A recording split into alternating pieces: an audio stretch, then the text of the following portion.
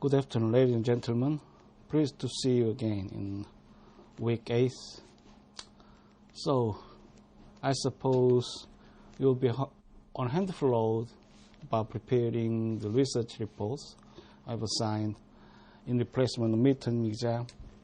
The due date will come soon, so I expect you find a responsibility about that. In this class, I like to adverse some remaining questions about how to resolve the conflict between the presidency and Congress. We have surveyed some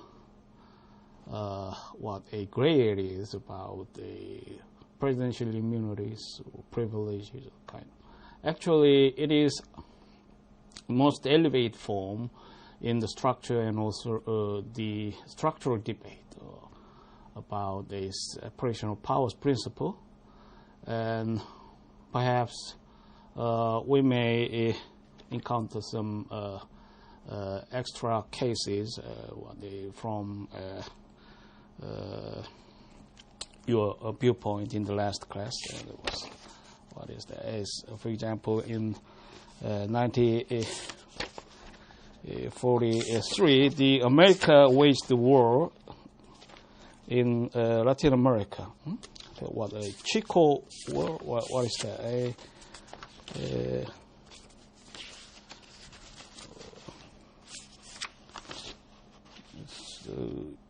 In Chaco War, how they pronounce it, South American wars. This war actually offers the background for the case titled United States of Curtis and Wright in 1936. And President Roosevelt acted on the provisions. Curtis Wright export Joint Resolution of 1934, Chapter 365, an issued embargo against sales of arms, resolved by Senate and House representatives of the United States of America in Congress Assembly. That if the President finds that the prohibition of sale of arms and munitions of war in the United States to those countries now engaged in armed conflict in the Chaco may contribute to the reestablishment of peace between those countries and so on. So the area of foreign policy and war in terms of a constitutional ideal or enforcement would actually blur in line, and division would not be straight forward. And handful of cases would involve this kind of a controversy about who actually make a final resolution about declare war in international terms. We see Congress would perhaps institutional authority who make an ultimate say. However, the emergency and the critical needs to respond to war in any expediency or strategic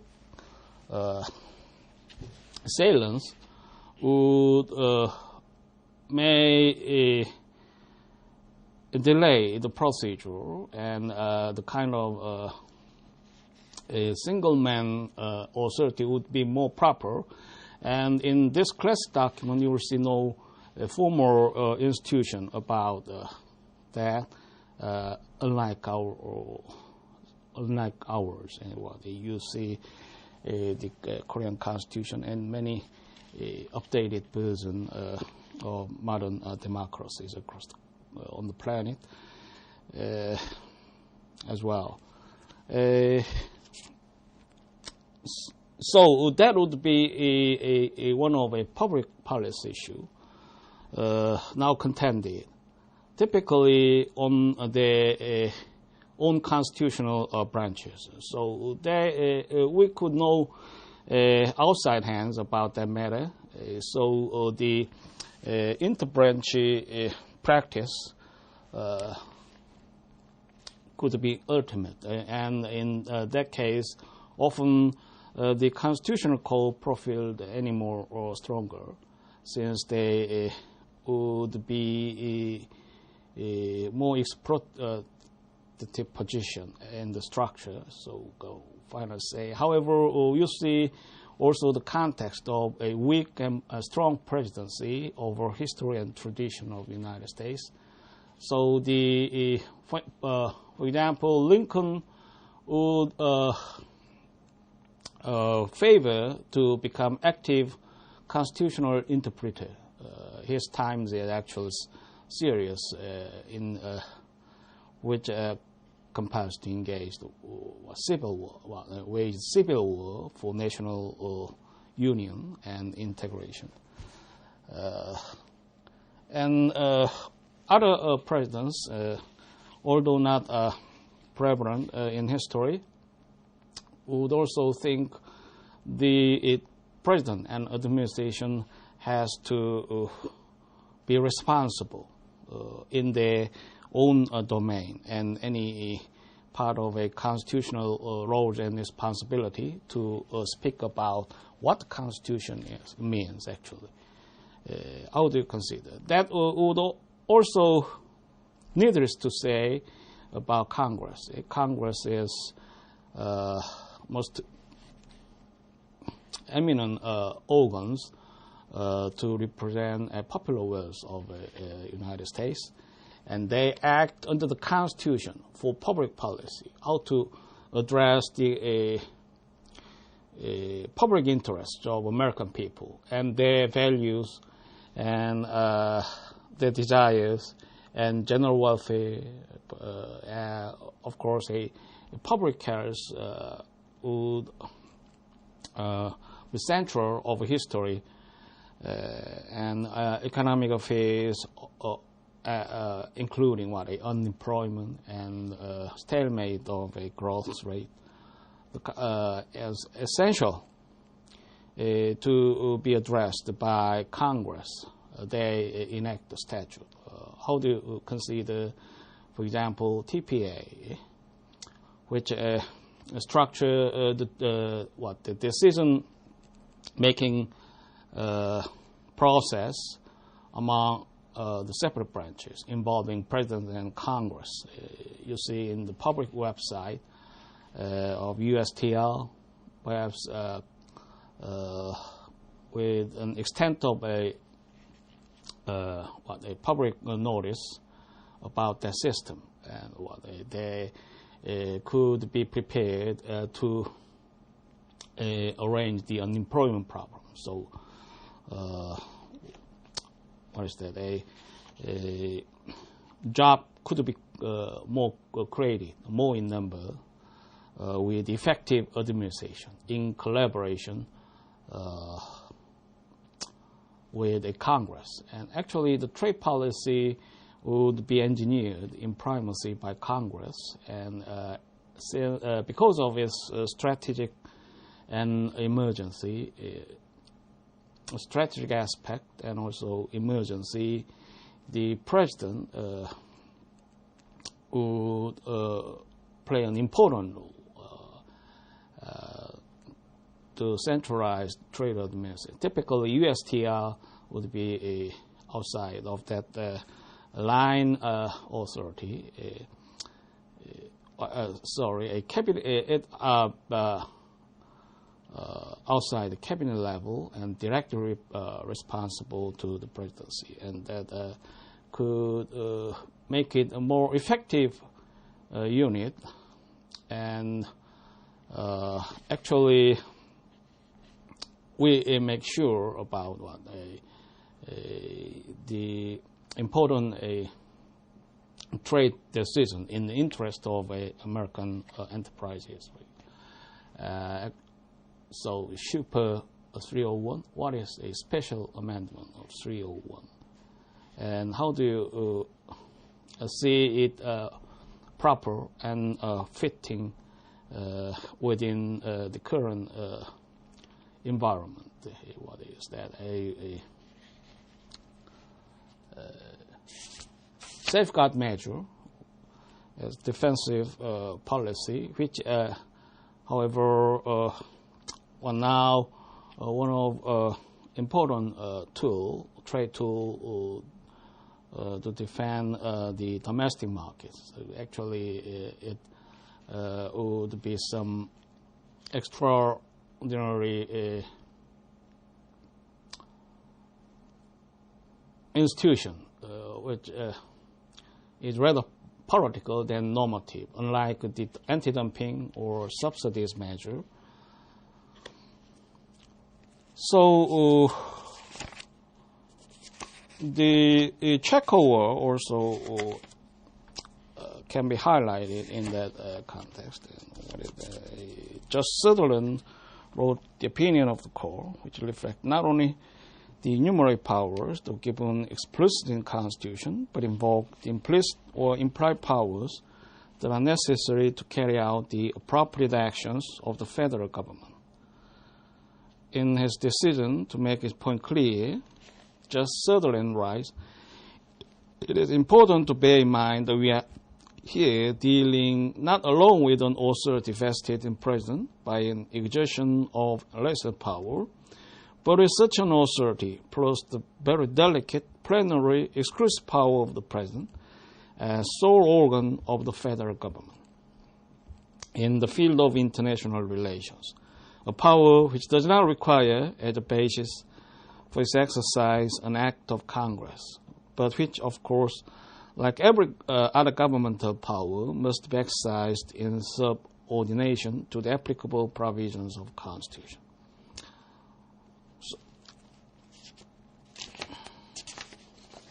And we see also, what is that? Carrigan Law. So Second Amendment of the United States now legalized the bearing of arms. Perhaps that provision would be incorporated to respond with the kind of militia, the kind of chaos and barbarian nature of a national territories in early years. Actually, it was imported from the European tradition, kind of the seven bishops and many turbulence in domestic politics of the United Kingdom and the European continental states. So it has a root in trace from Europe, and the public peace would matter. So in that era, the right to bear arms is essential, since the surrounding subjects would not be often unfriendly.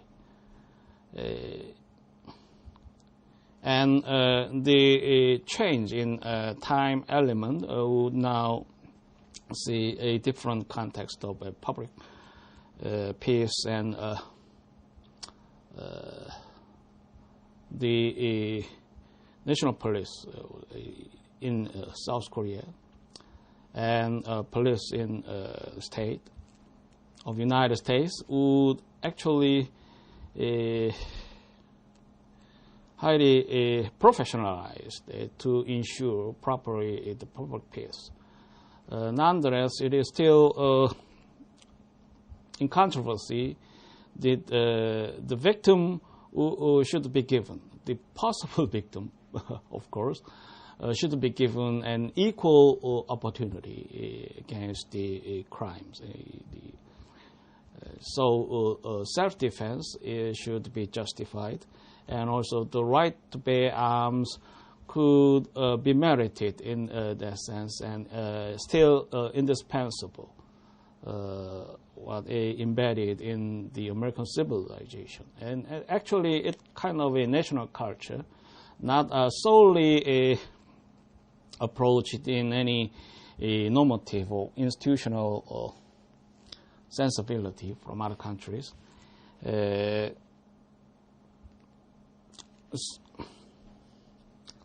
So the carry-on issue would be debated in high profile of a public concern of a media and the political arena, also the businesses were involved in that, and also we have some piecemeal reforms about, for example, what is that, free zone of a gun in school district.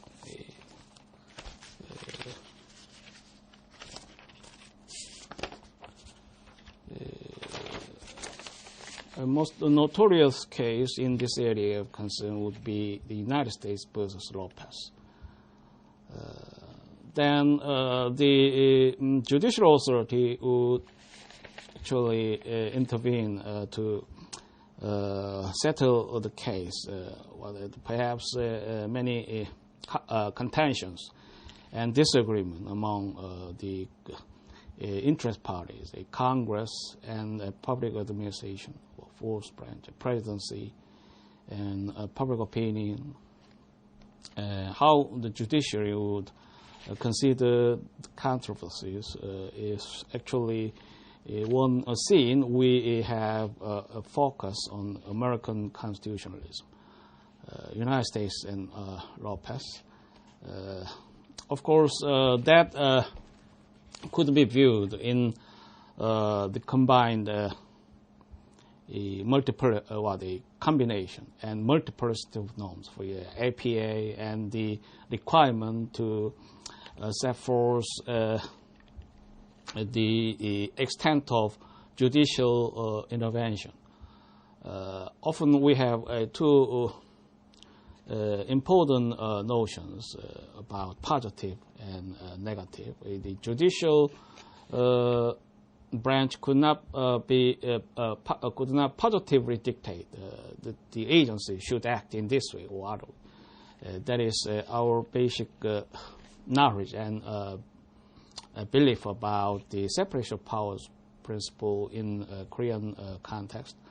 That could not be definite, and you see, for example, in previous illustration, Massachusetts versus EPA, the code in now tasked with how to command on the fallacy of APA. They would not act. They see it more proper to non-intervention. So they deny to frame any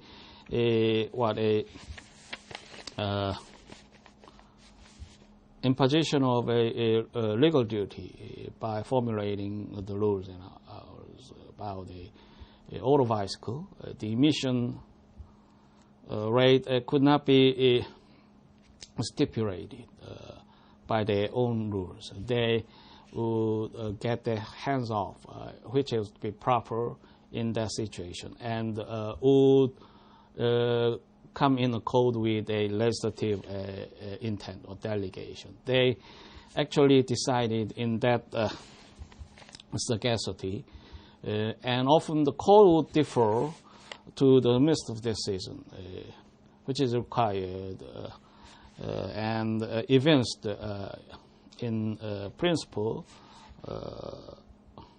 when we see the Chevron case law is actually prevailing over administrative decisions. The court nonetheless would see the seriousness of issue to what all the very interesting command. You see, the APA should state the reasons why they do not act. There is court order, so it is a delicate. Since the court would not state the agency should act in this way or this. However, given non-engagement, the EPA should have a reason and point of rationale to justify the non-action. Actually, that could be made distinct, since the United States also basically have that concept between positive and negative order. The court could order to deter any unlawful agency's action or rulemaking. They could declare it void, which could not be seen as a law to govern the public lives of citizens, actually, in common law. That is actually important in common law tradition. So, United States versus Lopez. In March of 1992, Alphonse Lopez Jr., who was a few weeks away from his high school graduation, arrived at school with an unloaded handgun and 5 bullets. The child, who was confronted by law enforcement, admitted having a weapon and was charged with firearm possession on school grounds under Texas law. This action violated both state and federal laws, Gun-Free School Zone Act of 1999. How do you see its legitimacy and rationale of gun-free of this act? Actually, the public agent will be guided, importantly and in principle, by rational choice theory. And the weakness of this theory would underlie in that it is merely on tenet and just theoretical to come short to explain all the contingencies or any realities about bureaucracy. However, it is the kind of Bible the public agent would rely on. And that concept could come in interplay with other virtues and values in administrative law and public policy. What is that? Fairness, efficiency, power and compassion of national administration would be a vantage point, which is idealistic, to be pursued. Actually, so the context could vary in practicality. In any case, the rational choice theory would be received in any is notwithstanding the issues involved. How do you assess the strengths of this act? The gun-free school zone, the uses young students in school district would be premature to carry the gun. So actually, in terms of public peace, it could become fairly effective to ban on the possession of guns or others. Of course, we also consider the equal protection of laws issue and other legal problems involved. Because the act was a federal offense, the state charges on trial were dismissed. So it need to be transferred to federal court. So it is a matter constitutionally mandated, as you say, for example, what is diverse jurisdiction and others. And federal supremacy also requires the federal law preempts the state law in same topic. What is how do you consider the National Criminal Administration of Republic of Korea? We have no dual sovereignties, of course, and the crimes in overlap and a serial kind of a multiple crimes would be resolved in a merger principle. You see, what higher penalty in provision would govern to merge the small extent of crime, small crimes. And in this case, the state that does not matter with a two state provisions of criminal law. It's just between a federal and state. Lopez claimed that the act was unconstitutional because Congress had exceeded its power to control public schools. However, the district court did not agree.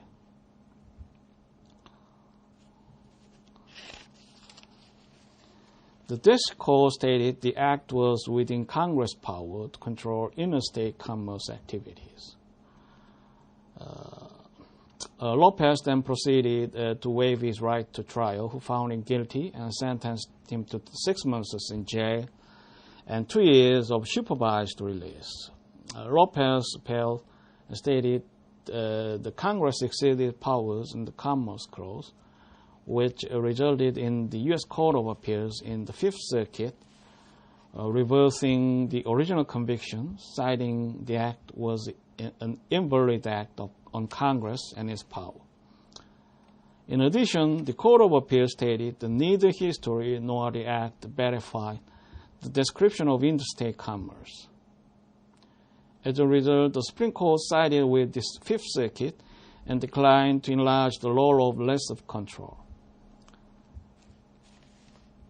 The court stated Congress' commerce power exists under 3 areas: interstate commerce, instrumentalities between states, and transactions of interstate commerce.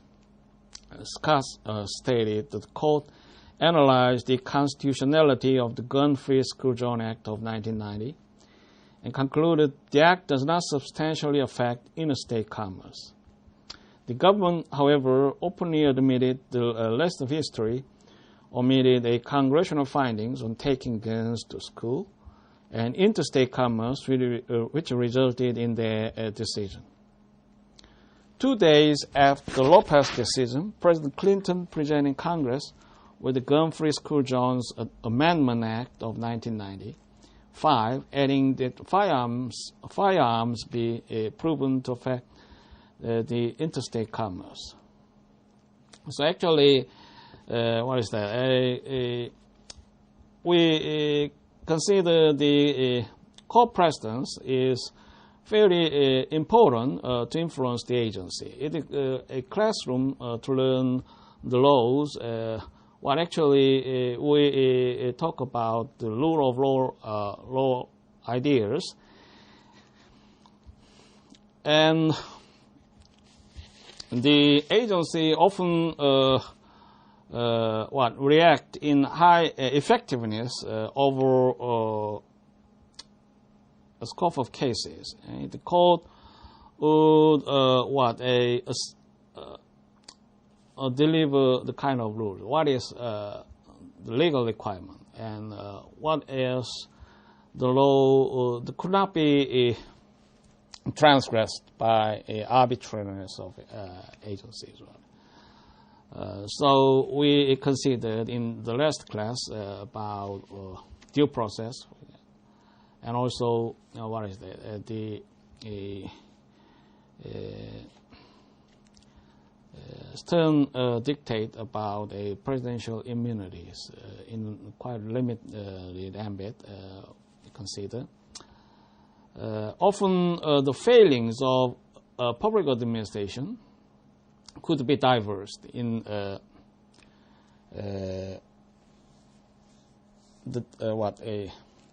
adversarial proceeding, what I call judicial control and review. and the law would be created to constrain the powers of agency. However, it would not often be extensive, as you see in this case. President Clinton could come easy to add some hands about the point, the coin, the code, so impermissible. So minor touch on the act could suffice the aftermath, you consider. And that is not a unique, that is unique not only in this case and over many cases. You see, for example, still the ethics, government ethics statute survived many challenges. And many public statutes and rules now still enforced, despite many reprimands and a correctional effort on core rule. Actually, the core room is proper, but could be disposed in distinct responsibility, as I have stressed oftentimes. So it's just a case of controversy, and the constitutional responsibility is framed in expressive provisions, obviously. And the power interaction could become limited in that specific case. So many details, what expressed in the case, could allow leeway about the legitimacy of public statute and laws. So sage administrators could relieve their extensive hands and might come follow up in an effective way. In any case, the dynamism in interaction will sustain the constitutional rule. Let's see. What's that?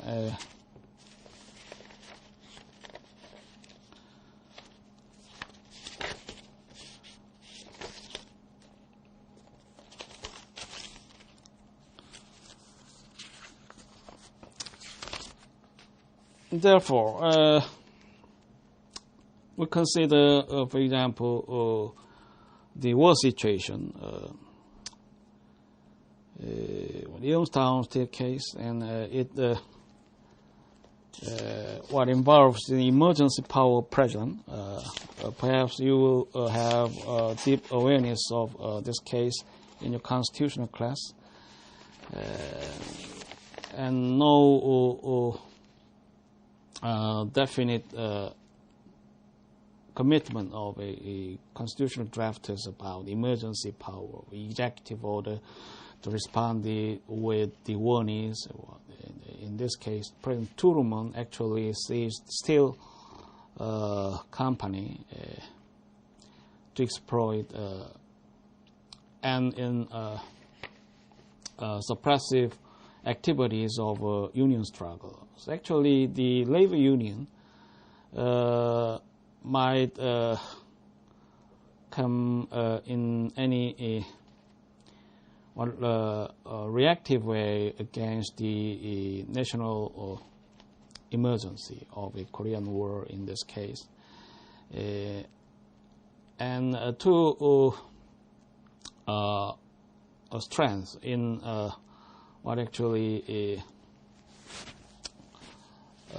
most important theme about a public administration, private versus a public. And the Constitution is a bulwark to make sure the inviolability among another. So what a property right could not be derogated without an absolute mandate of legislative action. Only the political branches, the kind of a collegiate body to represent the popular will in democracy could possibly make any shape of a property right or the contract, the freedom contract. You see, in that context, the contract clause in Article 1. So now the state could not be competent to intervene to derogate the existing contract. The clause is also antedated in reflection of earlier years of a new republic. However, it is still, in theory, which often be viewed as sacred. What is three concepts in classic civil codes? Tort law, contract law, and a property right.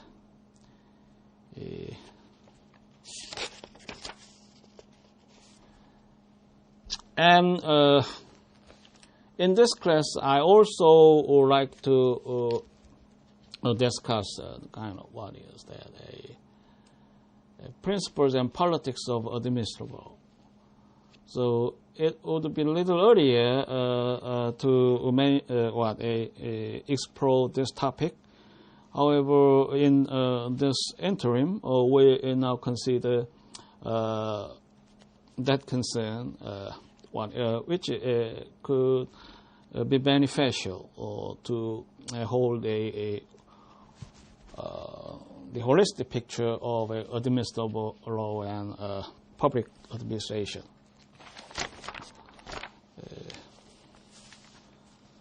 And in this subject, you also consider the importance in notion and perhaps most influential dichotomy about social science between public and private. And actually, a private power, the capitalist base of production is a most powerful engine to enable this monster of a modern civilization. But how do you be posed about a challenge in dimension of the kind of a dilemma? The privatization of government functions threatens democracy. So outsourcing sovereignty and kind of outsourcing the governmental functions to private enterprises or businesses would make it more efficient in some aspect. How do you see its limits? So we may support the privatization initiative in over sectors of a public governance. Actually, they would be most agile and a strategic entity to deal with the commercial interest and the pursuit of a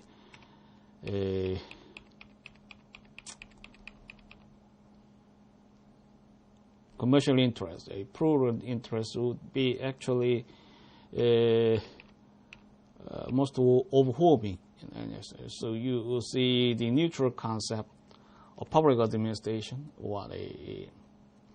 How do you see official bystanders? The public agents should not be bystanders. Of course, what the court may impose the understanding of ambiguous contractual terms. They would be official bystander in contract law theory. However, that would not be remote if we see some stalemate of a bureaucratic maze or kind of inefficiency inevitable of the attribute and the kind of text. So that could create some need to privatize the government functions. Then, do you entirely agree with that privatization ideas? What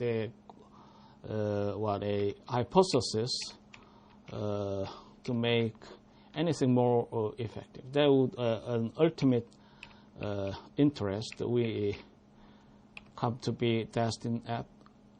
How do you perceive? So the problem raised by Paul Volcker is very pervasive, you consider. The accountability, the concept of democracy deficiency would be seriously questioned in outsourcing sovereignty, rendering government functions to private entities. How do you perceive? Once a Korean statesman mentioned a democracy excess in Korean society. So here is an important figure in congressional politics of South Korea. In that case, he intended to mention the arbitrariness of public. So it actually fascinated to be in interesting contrast. The democracy often beheld by a political representation, a president, and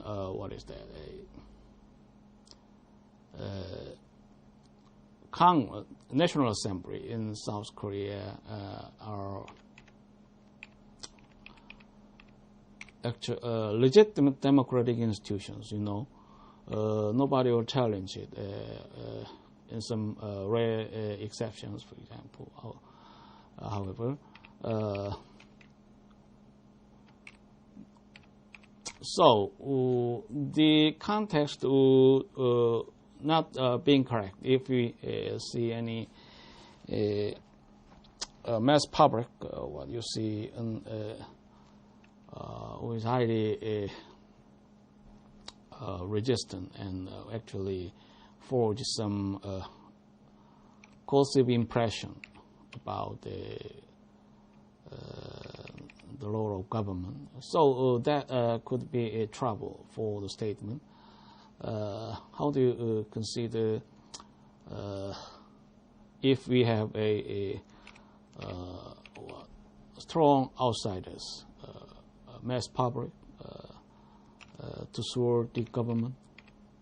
In any case, now that could not be deniable, since the integrity and the kind of impression of government would be denigrated in many cases and instances. That should not be in this topic, outsourcing sovereignty. The government would be of the United States would not be challenged in that aspect. The problem is that the privatization would derogate any expectations from the government. So we elected our officials, and presidents and Congress. If they delegate the public power to private entities, then what is how to get there the ideal place about accountability, what kind of responsibility of a government? How do democratic check be ensured? You see. So that is the problem. We consider it shortly. And also,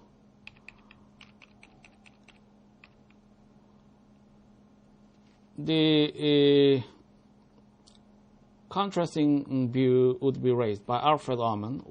He illustrated the privatization prisons. So actually, the prison authority would be a sacred space. The government is committed to administer in public representation. The prison may be privatized to serve many purposes and goals, ideas. So Professor Alfred Arman elicit the need to expand the province of administrative law, and human rights, democracy were explored to discuss the aspect of a prison privatization. So you will see comparatively both viewpoints about what in terms of a current administrative debate. So I pictured what is that, a Chuncheon prison. Actually, it is one important area about a criminal policy and national administration.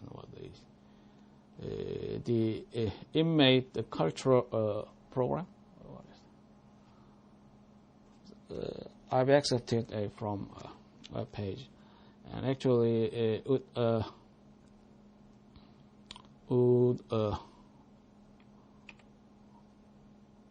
involve some issue about privacy and constitutional rights. So I limited access to the picture in the web page.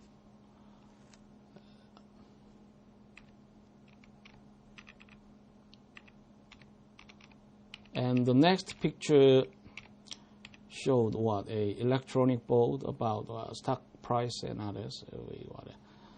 What is that? Actually, how do you consider the finance capitalism in the United States?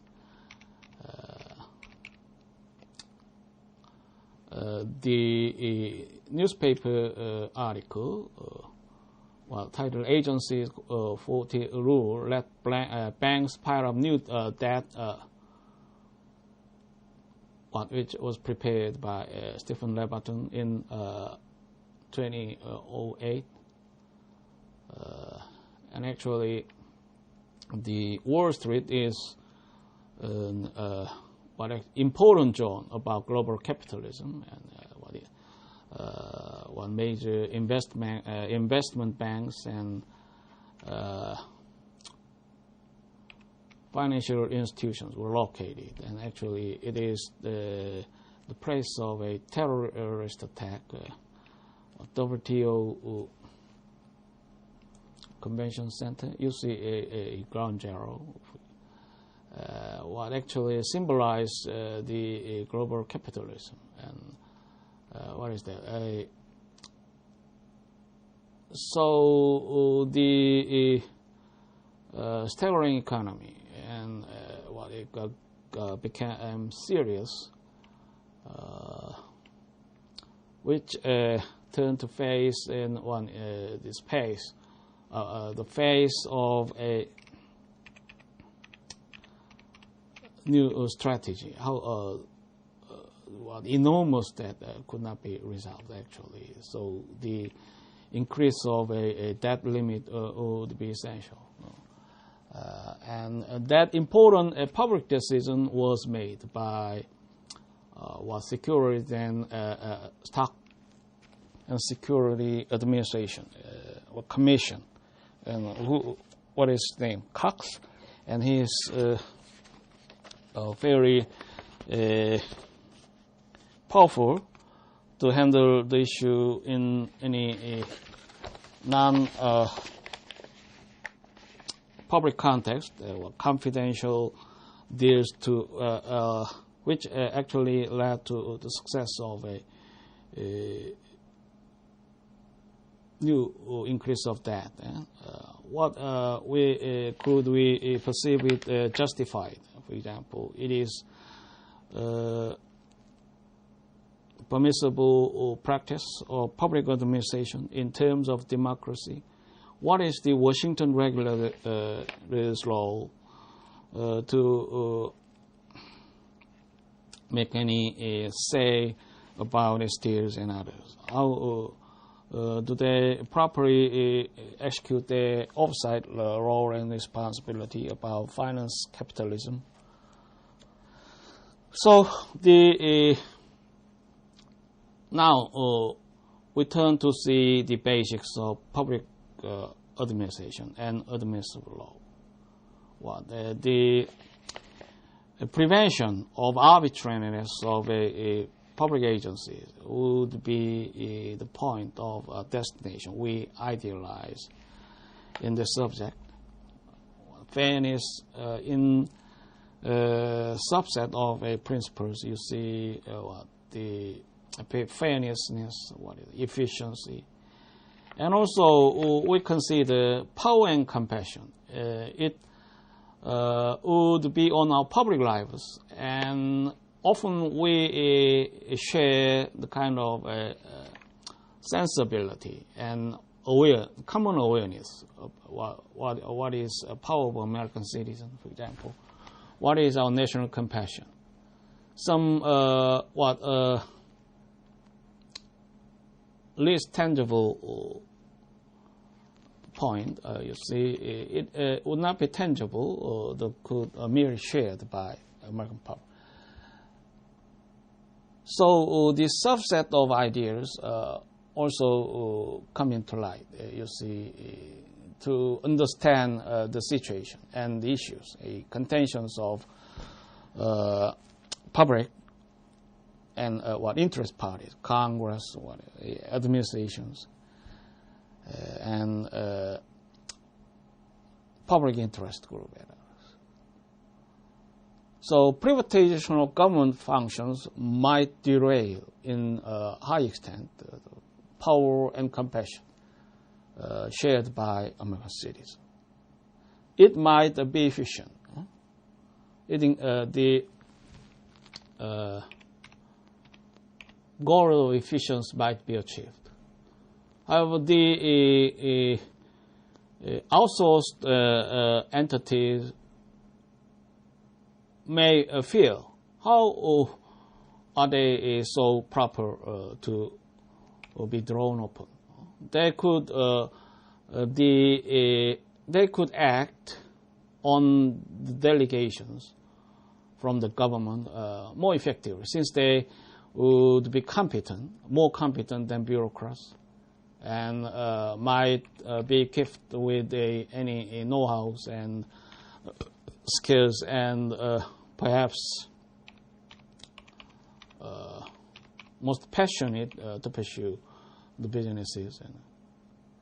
However, we see another dimension. What is it? It is fair in some cases. We encounter that question. So, the government contract now flourished. What is the number? About a dominant share of a government contract now in practice, and actually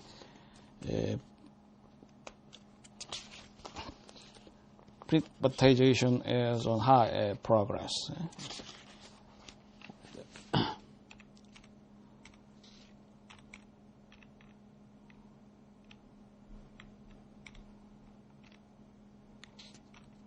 So we also consider it serving, for example, the APA requirement about public administrative hearing. So the magic word on the record, you see, in APA should be conceived in sagacity, and actually it is delicate where the code would not be also definite about its meaning and binding ambit. For example, the court may say proper.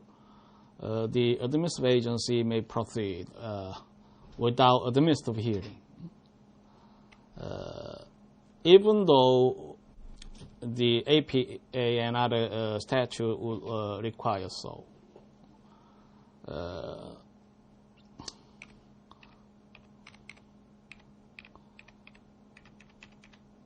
The inverse would also be true. So without the magic word on record, the code are deemed the administrative agency proper to act on administrative hearing.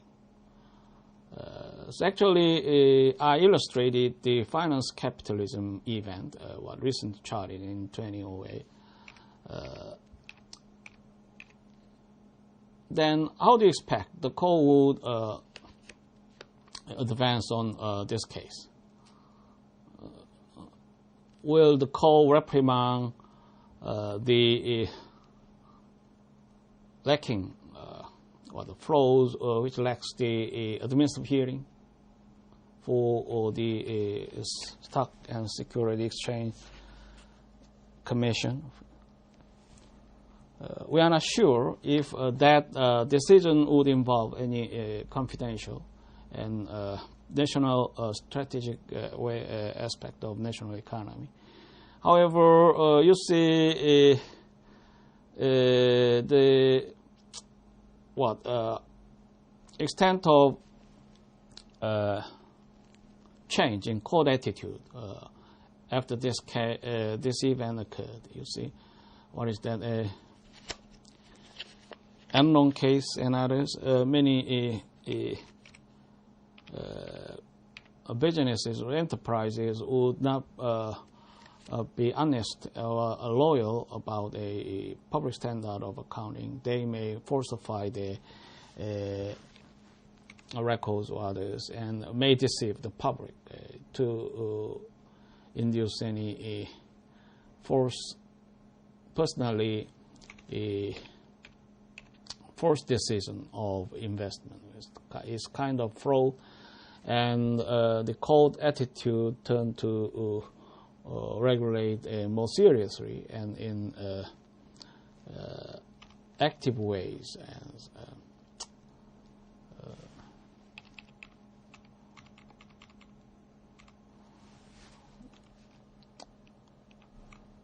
okay, we come to an end. We'll see in the last half of this session. Thank you for your attention.